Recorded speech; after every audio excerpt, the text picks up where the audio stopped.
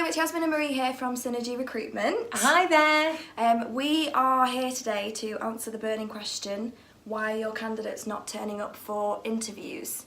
It is a common frustration that we're hearing more and more from our clients, isn't it? Yeah, it is. They're arranging interviews, full days of it, and the candidates just aren't showing up. That's right. So we thought we would sort of take you through some of the reasons as to why people might not be attending and give you some suggestions about maybe changes that you can make to your processes to minimise this happening in the future. So take what you want. Hopefully some of the things you will find interesting and useful. So we'll start off in a moment just explaining about 4 or 5 different steps that you can go through.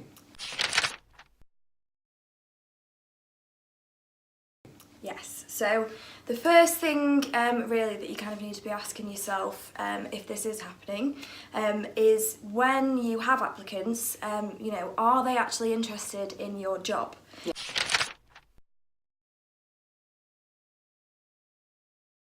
Yes. So the reason that we say this is because we're seeing, seeing more and more how easy it is for candidates to just click apply on jobs. You go on a job board, you set up a profile and you can apply to a long list of them without even really looking at them or knowing what they are. So you may get a lot of applications for your job and you might think that they're right for an interview, but do they even know what your job is?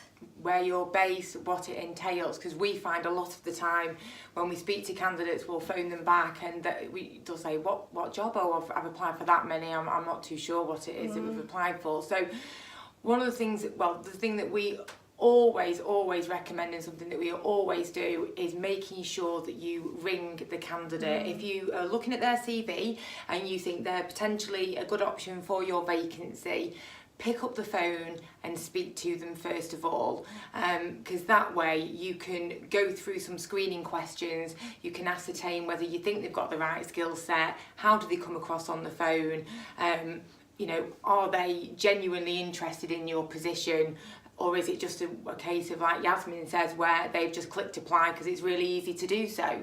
Yeah, exactly.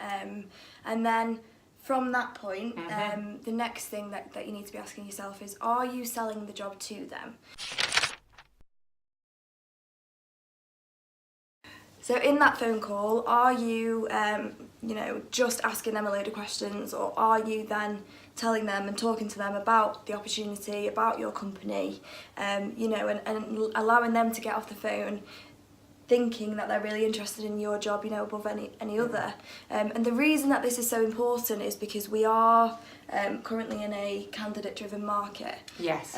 Which means that basically there aren't enough of the quality and skill set of candidates out there in the marketplace versus the number of vacancies.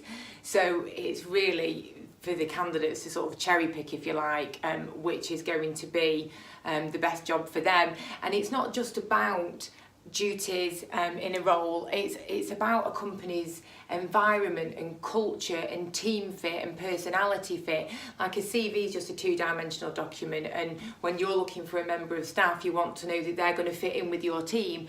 Well, likewise for a candidate, they're not just looking at what the job's doing or what the salary is or the benefits package. It's much more than that. It's about just little things. Do you buy Domino's pizzas every few months, or do you have a table that's got like sweets on it for that Friday when it's really hard to get through the day because you're really busy, or do you get your birthday off? Or it doesn't have to be sort of huge things that you're offering, but just things that make it feel like it's a nice team environment and something that they might like. So you need to sell that to them, because that will play a massive part in them deciding whether they think that your company and your position is better than the 1, 2, 3 or however many it is that they're also going for. Exactly, and that's it, because that can have an impact on your interviews, because if you're not selling them that opportunity, they might agree in principle to an interview, but then they're getting 4 or 5, 6 other phone calls booking interviews, and they're hearing about all the great things, so they're thinking, well,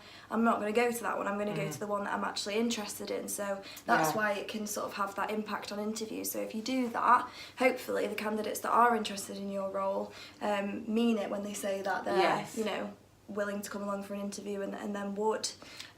Which leads us on to the next point Yes. nicely. So point number 3 is, are you testing their commitment? And what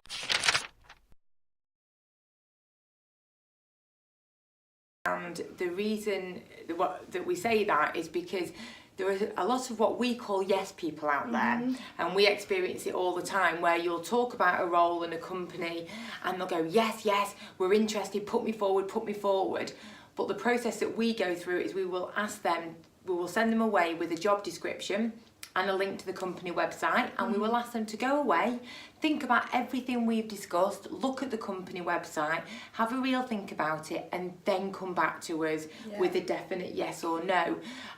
And you'll be absolutely gobsmacked at the amount of people that we think, after just that initial phone call, they are really interested and they will be great for that company, and they've asked us to put them forward, but we've sent them away, and then they don't come back. That's exactly Do right, they? yeah, because that's the thing, you know, because this is an important step in our process that we've worked out, you know, we do that with everyone, so you will get candidates that say to you on the phone, yes, definitely, I'm interested in the job, yes, please, I'd love to come along and meet you for an interview, but you will laugh at the amount of people that will say that to you, and then you'll send them away with the job spec and they won't come back. So it's better to know that at this stage than to, you know, just sort of take them at their word, invite them in for an interview, and then you never see them again or hear from them again. So that's it. That's why. So that's why we say to, you know, test their commitment if you like.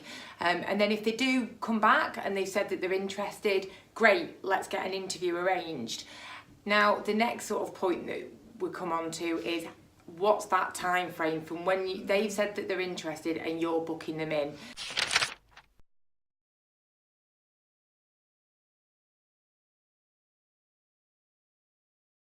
Exactly right, because obviously, you know, as we've mentioned quite a few times now, you know, every candidate you're talking to is likely talking to other people. So if your interview is sort of 3 weeks after this initial phone call and the initial sort of discussions and everything and the arrangements, the chances are that in the middle of that time they're going to be going to these other interviews, and you know, when there's actually a job offer on the table, it is more likely that they're going to accept that than kind of wait for the chances of your interview being better than what they've already been offered. So as much as you possibly can, try and keep that timeline short. You know, don't lose out on candidates just because you've got too long in between your interviews. What we would say to that though as well, sometimes, you know, business dictates that you're not going to be available. It's maybe a couple of weeks before you can interview. So if that is the situation, then just manage the candidate's expectations, explain to them that you know you're not available, you know, for whatever reason, and then keep in touch with them. You know, it doesn't have to be every day, but you know, if you are waiting 2 weeks, maybe put another call, you know, just drop them an email halfway through, and then with any interview, even if you've only left it a few days, we always recommend ringing the candidate the day before that they're due to attend.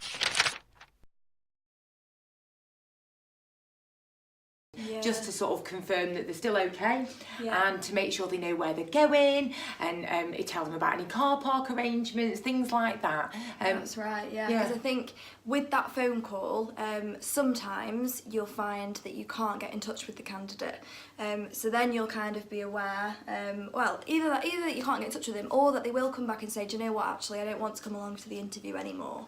And the thing is that can be frustrating, because obviously you really liked them and you want them for the role, but it's better to find out the day before than to find out on the day when you've booked out an hour of your time, or however many hours it is, and you're sitting there waiting and you end up getting stood up. So that's why we always advocate that. And I think also another thing to kind of do in that phone call is to let them know that you are, you know, looking forward to seeing them.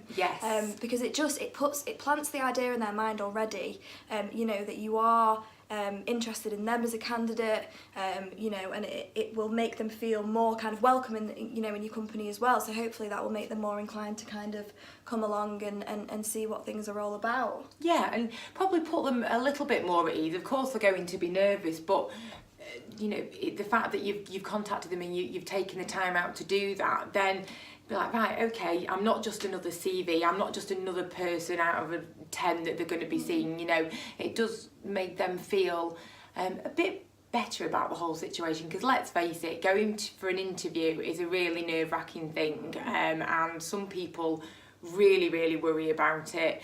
So just by doing just a few little things like this to try and put them a bit more at ease will help everybody really. Yeah, so hopefully, all in all, if you follow a few of those steps, if you follow all of them, hopefully it will give you some things to go at really there to see whether that can make a difference or help if you are sort of having candidates that aren't showing up for interviews.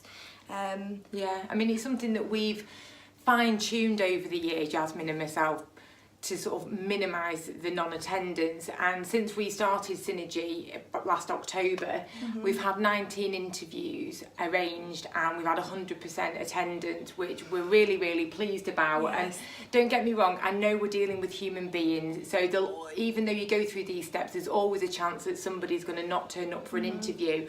However, it really does work because you're spending that time at the beginning, but it means that at the end you're not going to have sort of 3, 4, 5 interviews not turning up, because you've already done the screening and the keeping in contact, the testing, the commitment, so therefore your time's not wasted. I think that's it, yeah. So it might sound like, these added steps, if you're not doing them already, adding them to your process, will add time to it. Yes, it will, but it will mean that the candidates that you hopefully do arrange interviews with, that they're going to turn up, and you already have an idea that they are right for the role. Yeah. And then it will just be a case of, choosing your favourite, hopefully.